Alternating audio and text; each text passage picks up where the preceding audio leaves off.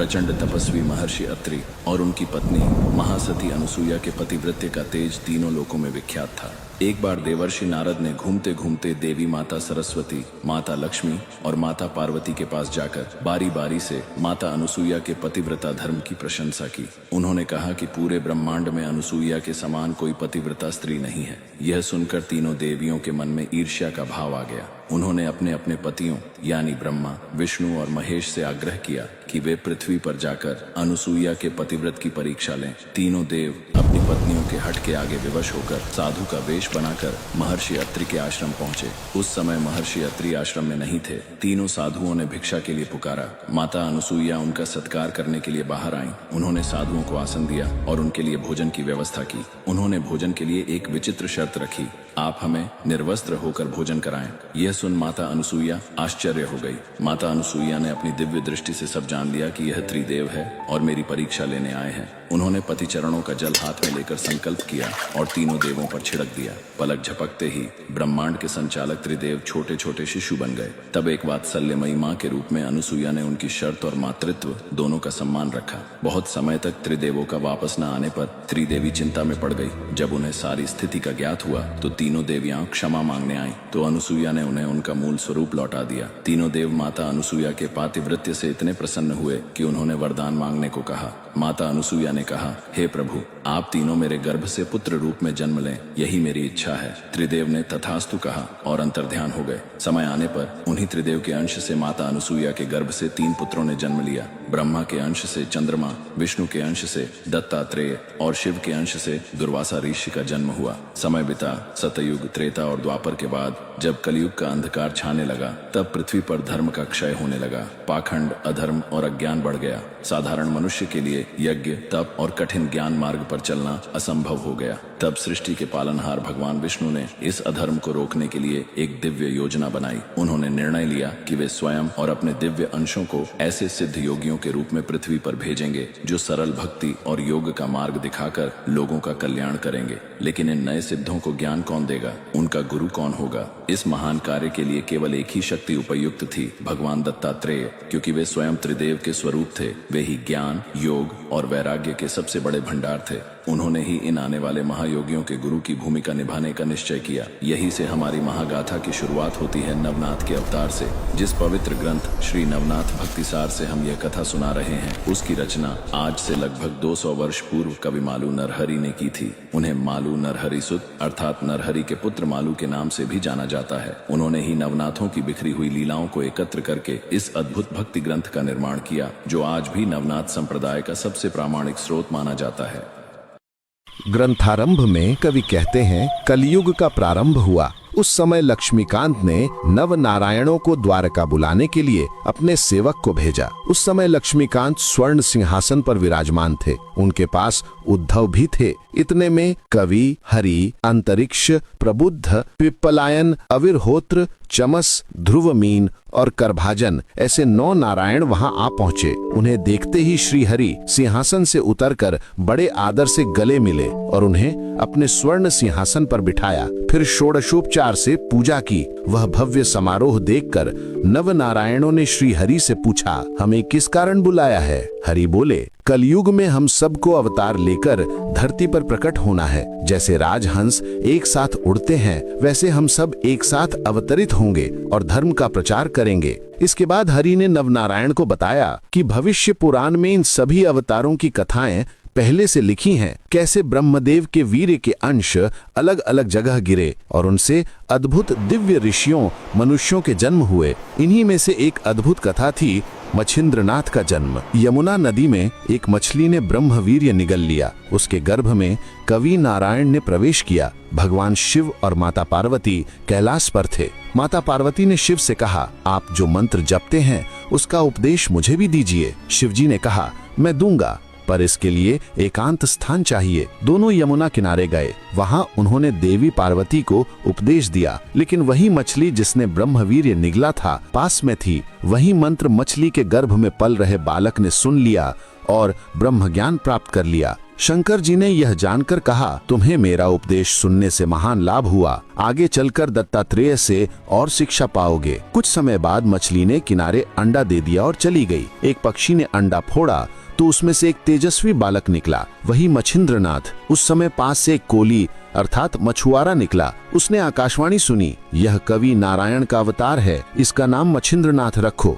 और इसे सुरक्षित पालो। कोली ने बालक को अपनी पत्नी को दिया। उनका कोई संतान नहीं था, इसलिए दोनों ने बड़े प्रेम से पाला। 5 वर्ष बाद एक दिन पिता उसे यमुना किनारे मछली पकड़ने ले गए। पिता को जाल में मछलियां पकड़ते देख बालक के मन में विचार आया, ये तो मेरे ही कुल का नाश कर रहे हैं, और वह एक एक मछली पानी में छोड़ने लगे। यह देखकर पिता क्रोधित हो गए और डांट कर बोले, अगर ऐसे करोगे तो खाने को क्या मिलेगा, भीख मांगनी पड़ेगी। फिर वे पानी में उतर गए। अवसर पाकर मछिंद्रनाथ वहां से निकल पड़े। वे घूमते घूमते बद्रिकाश्रम पहुंचे और 12 वर्षों तक कठोर तपस्या की। उनका शरीर हड्डियों का ढांचा बन गया। उसी समय भगवान दत्तात्रेय और शंकर जी की मुलाकात हुई और दोनों बद्री वन की शोभा देखने निकले। शंकर जी और श्री दत्तात्रेय वन में भ्रमण करते हुए वन की शोभा देखते देखते भागीरथी नदी के तट पर पहुंचे। वहां उनकी दृष्टि मछिंद्रनाथ पर पड़ी। उनकी स्थिति देखकर इस कलयुग में दृढ़ निश्चय से कठोर तप कर रहे इस साधक के बारे में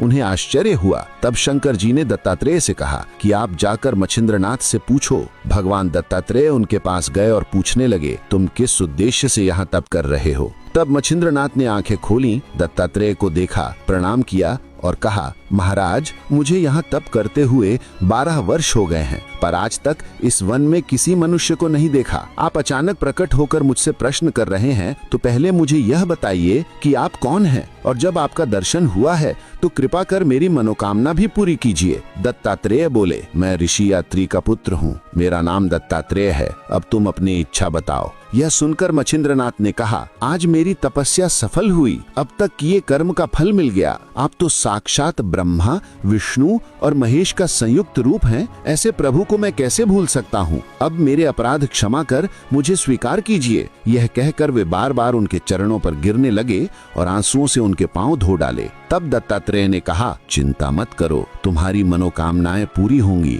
उन्होंने मछिंद्रनाथ के सिर पर हाथ रखा और कान में मंत्र का उपदेश दिया। उसी क्षण उनका अज्ञान दूर हुआ और उसे संपूर्ण जगत ब्रह्ममय दिखाई देने लगा। भगवान दत्तात्रेय ने पूछा, अब बताओ शंकर जी और विष्णु जी कहाँ हैं? मछिंद्रनाथ बोले, मुझे ईश्वर के अलावा और कुछ दिखाई नहीं देता, सर्वत्र वही व्याप्त है। यह उत्तर सुनकर दत्तात्रेय ने उनका हाथ पकड़ा और साथ ले चले। शंकर जी ने पहचान लिया कि यह वही पूर्व जन्म के कवि नारायण हैं। उन्होंने मछिंद्रनाथ को हृदय से लगाया और दत्तात्रेय को कहा, इसे सब सिद्धियों का अभ्यास कराओ। दत्तात्रेय ने उसे सभी विद्याओं का उपदेश दिया और कान फटा नाथ संप्रदाय की स्थापना की। इसके बाद शंकर जी और दत्तात्रेय चले गए। मछिंद्रनाथ भी तीर्थ यात्रा पर निकल पड़े। मछिंद्रनाथ सप्त श्रृंगी देवी के मंदिर पहुँचे। वहाँ उन्होंने भक्ति भाव से अम्बा का दर्शन किया और स्तुति की। तभी उनके मन में आया कि साबरी विद्या पर काव्य की रचना करें जिससे लोगों का कल्याण हो, पर उन्हें शंका हुई कि देवताओं की कृपा के बिना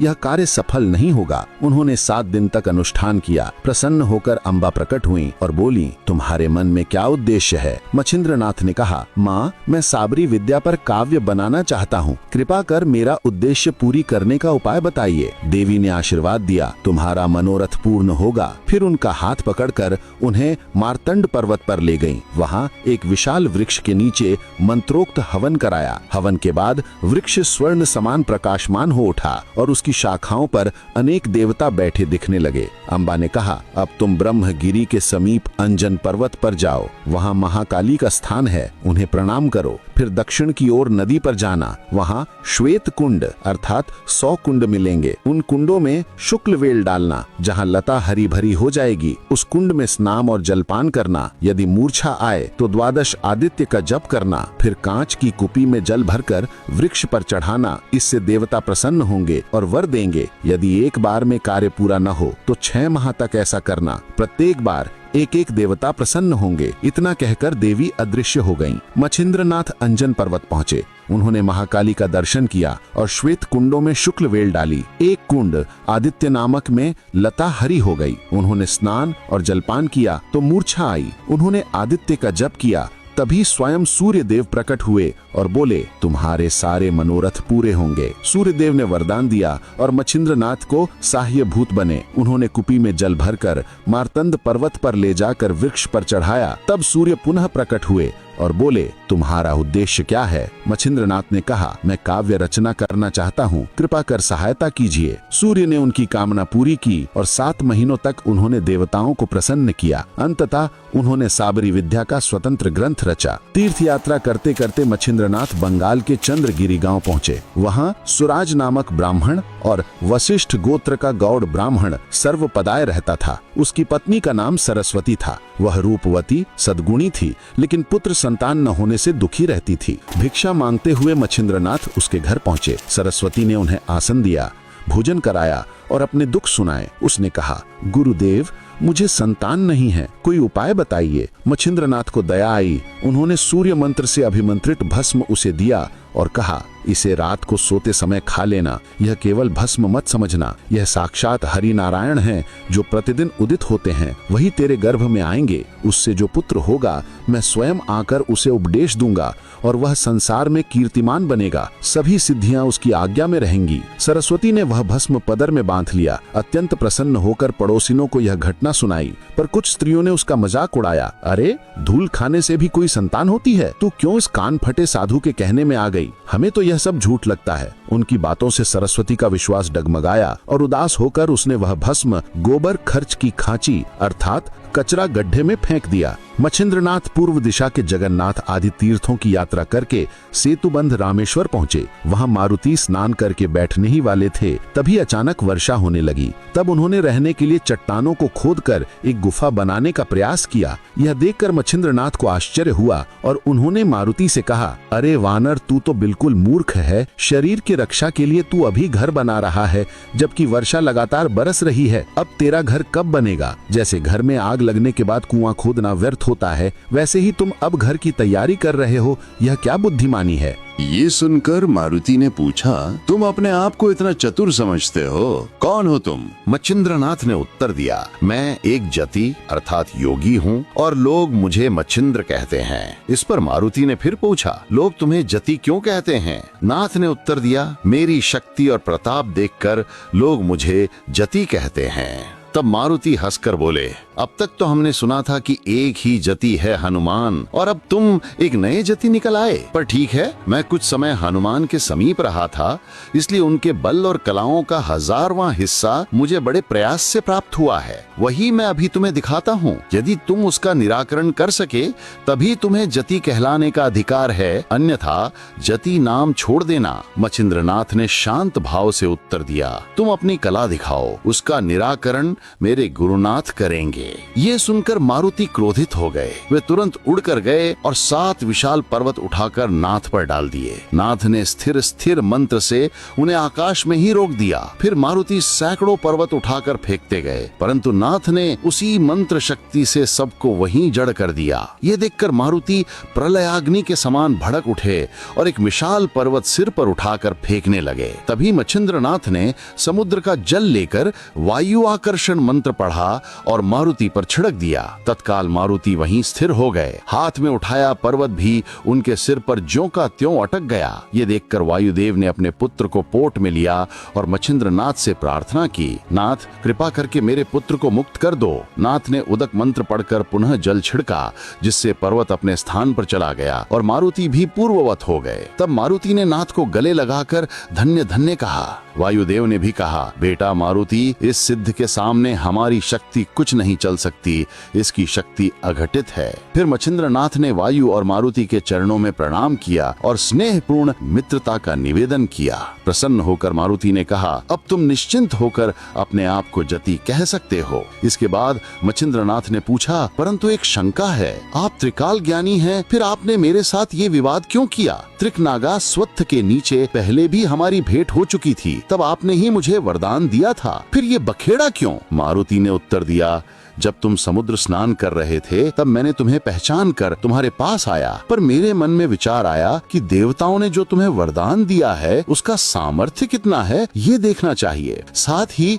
आगे तुम्हें अनेक कठिनाइयों का सामना करना है, तो ये देखना था कि तुम कितना टिक पाते हो। इसके बाद मारुति ने कहा, अब तुम स्त्री राज्य में जाओ और वहाँ ऐश करो, तुमसे मेरी भारी जिम्मेदारी उतरेगी। मच्छिंद्रनाथ ने पूछा, कौन सी जिम्मेदारी? तब मारुति ने सारी कथा सुनाई। उन्होंने कहा, जब श्री रामचंद्र जी रावण का वध कर माता सीता को लेकर अयोध्या लौट रहे थे, तब सीता माता के मन में विचार आया कि मैं श्री राम के सेवक मारुति का कल्याण करूं, उसका विवाह कर दूं, संतान संपत्ति से परिपूर्ण कर दूं। संसार में बिना स्त्री के सुख नहीं है, परंतु वो ब्रह्मचारी है, इसलिए मानेंगे या नहीं इस संशय में वे मुझे बुलाकर बोली, मारुति मैं तुमसे एक वचन चाहती हूँ। मैंने वचन दे दिया। तब उन्होंने कहा, तुम्हें गृहस्थाश्रम ग्रहण कर विवाह करना होगा। ये सुनकर मैं उदास हो गया। तब उन्होंने कहा, स्त्री राज्य की सारी स्त्रियां तुम्हारी होंगी, वैसे भी तुम और हम सब 99 बार जन्म लेते आए हैं, तुम 99 मारुति हो। रावण को मारकर अब तुम्हें स्त्री राज्य में जाना ही होगा। फिर मैं स्त्री राज्य गया। वहाँ मैनाकिनी नाम की रानी राज्य करती थी। उसने मुझे पाने के लिए 12 वर्ष तक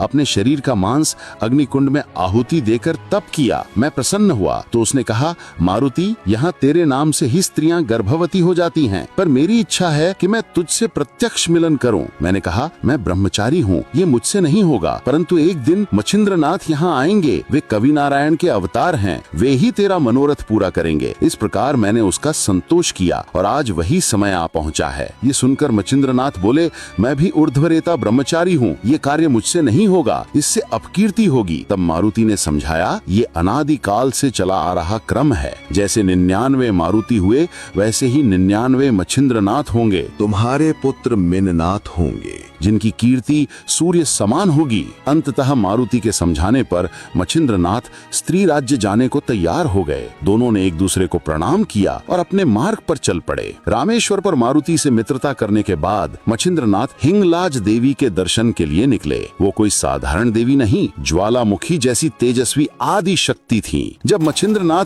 देवी के दरवाजे पर पहुँचे तो वहाँ 8 भयंकर भैरव पहरेदारी कर रहे थे। उन्होंने मच्छिंद्रनाथ को पहचान लिया और सोचा, नाथ ने पहले मंत्र जाप से देवताओं को प्रसन्न कर वरदान लिए हैं, अब देखना चाहिए कि उनका बल कितना है। इसलिए वे भैरव साधु का रूप धारण कर द्वार पर खड़े हो गए और पूछने लगे, तुम कहाँ जा रहे हो? नाथ ने उत्तर दिया, मैं देवी के दर्शन करने भीतर जा रहा हूँ, और तुम सन्यासी होकर यहाँ क्यों खड़े हो? क्या तुम्हें भी जाना है? वे बोले, हम यहाँ के द्वारपाल हैं, जो भी देवी के दर्शन करने आता है हम पहले उसके पाप पुण्य की जाँच करते हैं। जो सच्चे मन से दर्शन चाहता है और पुण्यवान है उसे ही प्रवेश मिलता है। अगर किसी ने पाप छिपाए हों तो प्रवेश के समय द्वार सकरा हो जाता है और वो वहीं अटक जाता है, तब हम उसे पकड़कर दंड देते हैं। इसलिए तुम्हें भी अपने कर्म बताने होंगे, तभी आगे जा सकते हो। ये सुनकर मच्छिंद्रनाथ बोले, मैं पाप पुण्य नहीं जानता, आज तक जो भी काम मैंने किए हैं सब भगवान की इच्छा से किए हैं, मैं पाप पुण्य से परे हूँ। उनकी बात सुनकर भैरव हैरान हुए और बोले, अगर तुमने अपने दोष छिपाए तो यहाँ कामयाब नहीं हो पाओगे, मार खाकर लौटना पड़ेगा। लंबी बातचीत के बाद मच्छिंद्रनाथ बोले, मैं प्राणियों को मार्ग दिखाने के लिए पैदा हुआ हूँ, मेरे सामने तुम्हारा बल तिनके जैसा है।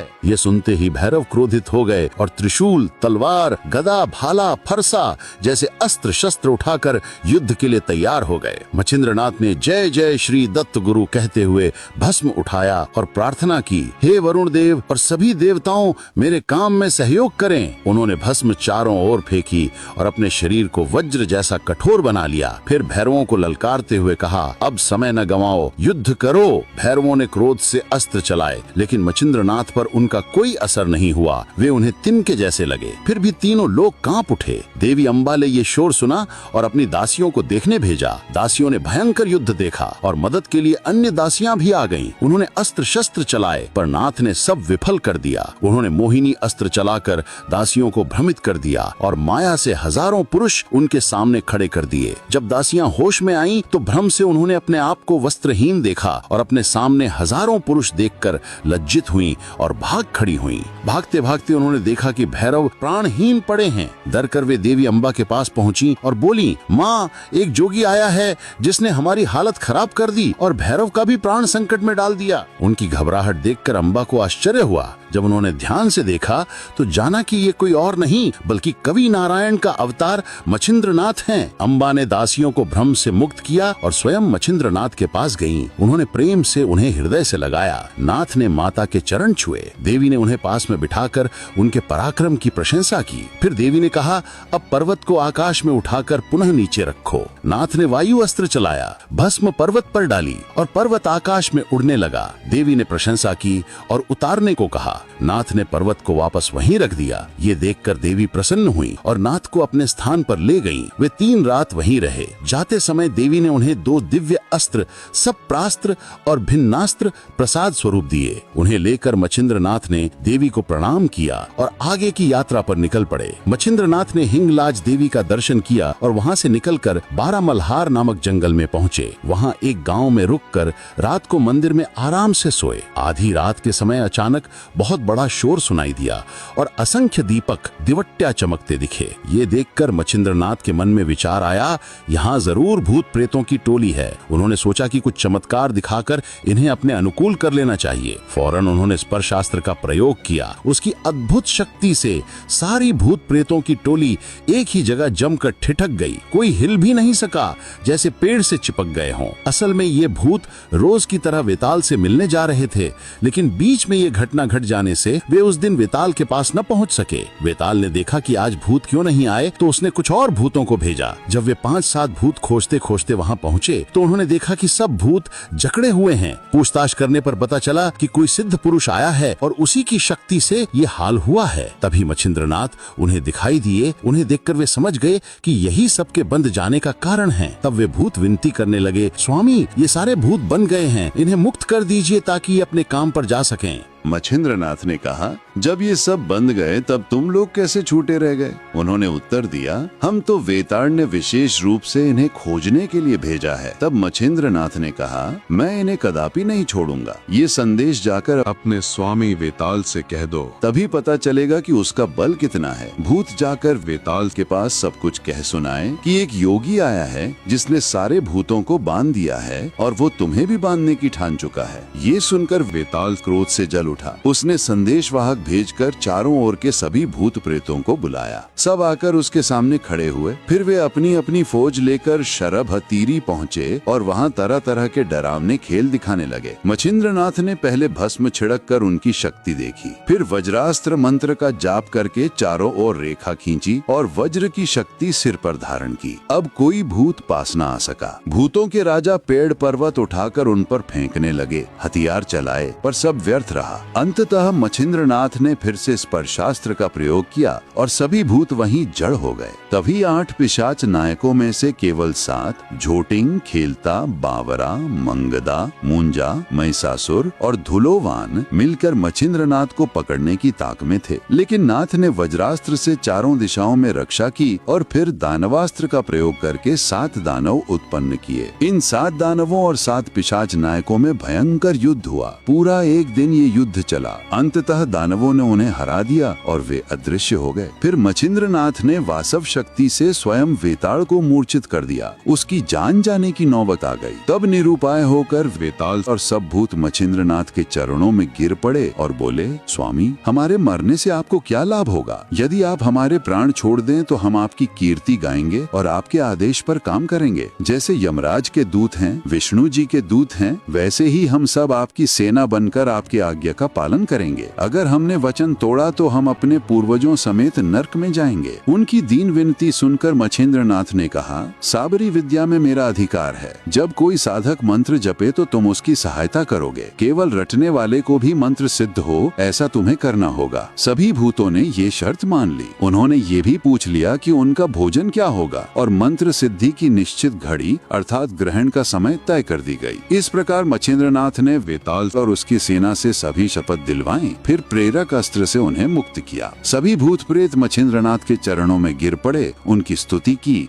जय जयकार किया और अपने अपने स्थान को लौट गए। बारामल्हार के पवित्र स्थान पर मछिंद्रनाथ ने अष्टभैरवादी देवताओं की पूजा करके देवी का प्रसाद प्राप्त किया। फिर उन्होंने कुमार देवत तीर्थ किया और कोकण के कुडाल प्रांत के अडूड़ गांव में जाकर ठहरे। गांव के बाहर एक प्राचीन महाकालिका का देवालय था। वही कालिकास्त्र जो कभी शिवजी के हाथों में प्रतिष्ठित होकर दैत्य दैत्यों का संहार कर चुका था। अब देवी स्वरूप होकर इस वन खंड में विश्राम ले रही थी। शिवजी ने उसकी इच्छा से यहाँ आम्र वृक्ष लगाया और वर दिया था कि अब तू यहाँ शांति से निवास कर। मच्छिंद्रनाथ उस देवालय पहुँचे, देवी से प्रार्थना की, माँ मैंने मंत्र काव्य रचा है, उसमें आपका सहयोग चाहिए। आप वरदान दें कि ये विद्या लोक में प्रकाशित हो। ये प्रार्थना सुनते ही देवी, जो पहले ही अस्त्र के रूप में युद्धों से थकी हुई थी, क्रोधित हो उठी। वो बोली, अरे नष्ट पतित, मुझे पहले ही बहुत कष्ट हुआ है और अब तू मुझे और दुख देना चाहते हो। मैंने ये स्थान शांति के लिए चुना और तू यहाँ मुझे तंग करने आया है। क्या तुझे लगता है कि जैसे भूत प्रेतों को वश में किया वैसे मुझे भी कर लेगा? पर मैं वैसी नहीं हूँ, मैं विशास्त्र हूँ। मेरी दृष्टि से ब्रह्मांड उलट पुलट हो जाएगा। मच्छिंद्रनाथ बोले, माँ सुन, बलि को वामन मच्छर जैसा लगा था, पर अंत में उसे पाताल देखना पड़ा था। ये सुनकर देवी का क्रोध और भड़क उठा। तब भद्रकाली सिंह की तरह दहाड़ कर आकाश में प्रकट हुई। भयंकर शब्द होने लगे, जोगी अब अपना प्राण बचा,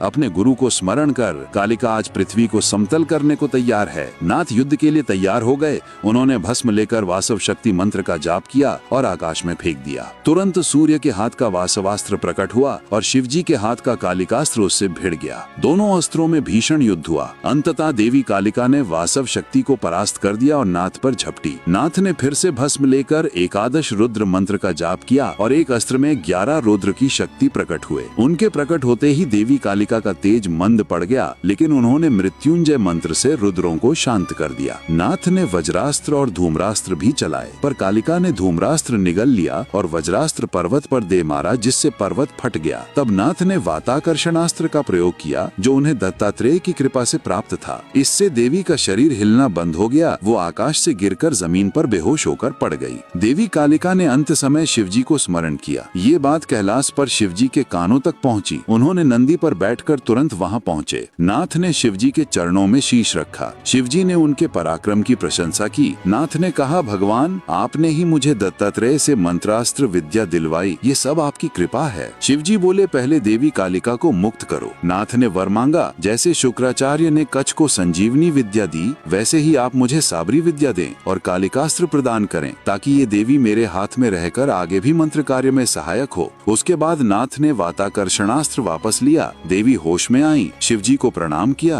और उनकी स्तुति की। शिवजी ने देवी से कहा, अब तुम मच्छिंद्रनाथ की सहायक बनो। देवी ने स्वीकार किया और नाथ को आलिंगन देकर वचन दिया, मैं तेरा पूर्ण सहयोग करूंगी। 3 दिन नाथ और शिवजी देवी के यहाँ रहे। चौथे दिन शिवजी कैलाश लौटे और नाथ हरेश्वर तीर्थ गए। मच्छिंद्रनाथ जब हरेश्वर पहुँचे तो उन्होंने गदा तीर्थ में स्नान किया। उसी समय वहाँ स्नान करने के लिए त्रिशूल, डमरू, धनुष आदि अस्त्र शस्त्रों से सुसज्जित वीरभद्र भी आए। दोनों ने एक दूसरे को नमस्कार किया। इसके बाद वीरभद्र ने मच्छिंद्रनाथ से पूछा, आप कौन हैं? कहाँ के रहने वाले हैं? किस पंथ के अनुयायी हैं? मच्छिंद्रनाथ ने उत्तर दिया, इस शरीर को मच्छिंद्र कहते हैं। हम नाथ पंथ के साधक हैं। हमारी शोभा शैली, कंथा और मुद्राएं ही हैं। ये सुनकर वीरभद्र बोले, तुमने ये नया पाखंड खड़ा किया है और काले चेहरे के साथ संसार में घूमते हो, ये उचित नहीं है। इसलिए ये मुद्राएं छोड़ दो। यदि नहीं छोड़ी तो तुम्हें जगह जगह दुख उठाने पड़ेंगे। वेद विधि के धर्म के विरुद्ध ये नया पंथ निकालने वाला मूर्ख गुरु तुम्हारा कौन है? उसके ये अपमानजनक वचन सुनकर मच्छिंद्रनाथ को क्रोध आ गया। उन्होंने कहा, अरे अधम, तेरे दर्शन से ही मुझे फिर से स्नान करना चाहिए। अब शांति से अपने काम में लग जा, नहीं तो मेरे हाथों तू अभी मृत्यु को प्राप्त होगा। ये सुनकर वीरभद्र और क्रोधित हो गए और बोले, अरे मूर्ख, अब मैं तेरा प्राण लेता हूँ। ऐसा कहकर उन्होंने धनुष पर अर्धचंद्र निर्वाण बाण चढ़ाया। मच्छिंद्रनाथ बोले, अरे पतित, तू अपने अहंकार में स्वयं अपना अहित कर रहा है। तू धनुष बाण दिखाकर मुझे डराना चाहता है, लेकिन जान ले कि अब तेरा अंत समीप आ गया है। तू जैसे अनेक बहुरूपीय मेरे सामने आए और नष्ट हो गए, इसी प्रकार दोनों में कठोर वचन होने लगे। फिर वीरभद्र ने बाण चढ़ाकर कहा, राम का स्मरण करो। मच्छिंद्रनाथ ने उत्तर दिया, तुझे राम मंत्र अपवित्र लगता है, इसलिए तू मुझे स्मरण करने को कहता है, परंतु जान ले कि उसी मंत्र से भगवान शंकर ने दुख से मुक्ति पाई और सुखी हुए।